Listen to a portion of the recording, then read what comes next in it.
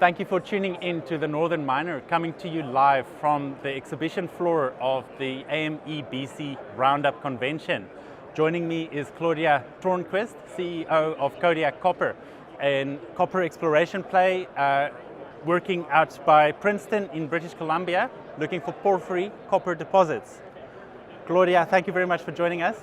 Please take it away and tell us more about MPD and what you have discovered there thus far.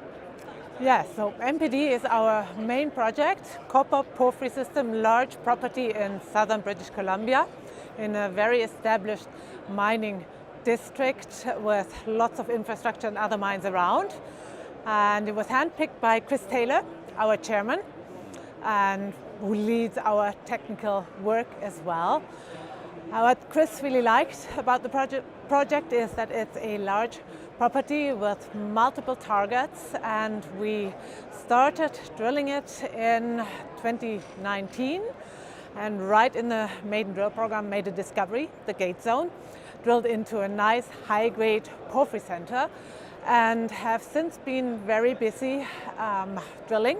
Drilled last year 26,000 meters, the year before 22,000 meters, so big drill programs. We're very successful in expanding the gate zone, and it has now already quite some size, 1 kilometer in length and down to 900 meters, so we're seeing some size potential here. And last year we started drilling further targets on the properties, of which there are many, and we discovered a parallel zone called the prime zone near the gate zone, and also a sort of precious metals zone called the buyer zone. Right. And so, yeah, very exciting times. This year we have another big drill program planned, and we'll be testing multiple targets. All right, so tell me a little bit more about the nature of the mineralization that you're finding. Are you looking for copper porphyry centers, essentially?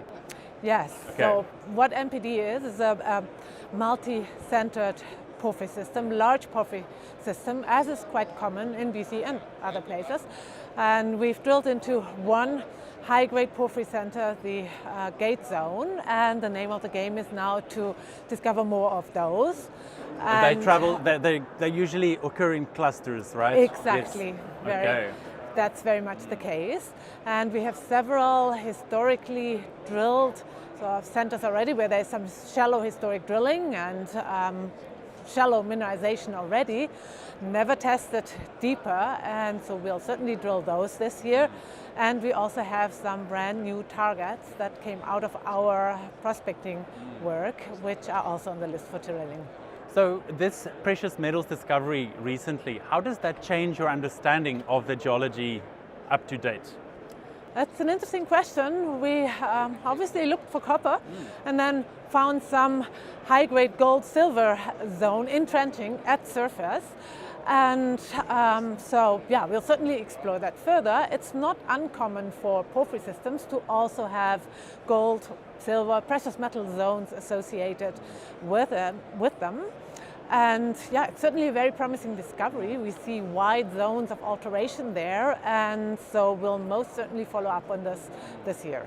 So the project is right in the middle of a very big mining district, really. You've got Highland Valley to the north, and you also have Copper Mountain to the south. Exactly. Are these operating mines comparable in geology to what you've discovered up to now?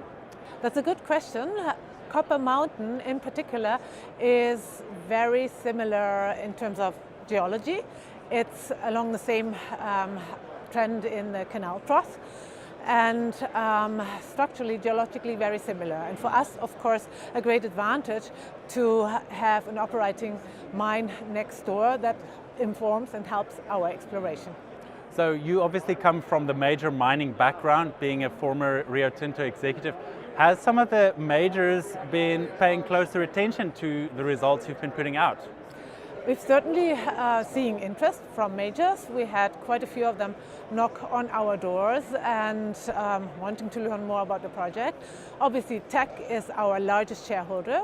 They invested right after the discovery and invested again last year in spring when we financed again. So They hold 9.9% of our share capital and are a fantastic partner. That's a wonderful endorsement, right?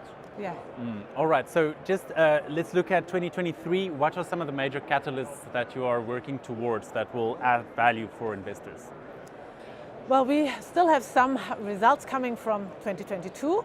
We'll have targets and results from soil samples, results from geophysics that will sort of talk more about the targets we have for this year and lay out 2023's drill program. That's probably the nearest terms of catalyst, if you will. We still have some drill results coming as well. And then, as I said, we will be drill testing multiple targets on the property. That's the Man and Dillet areas, which have been drilled in the past, X, which has been drilled in the past. We also have a brand new target called Blue that came out of our prospecting. We'll be drilling the Bayer zone, further the precious metals zone we discovered.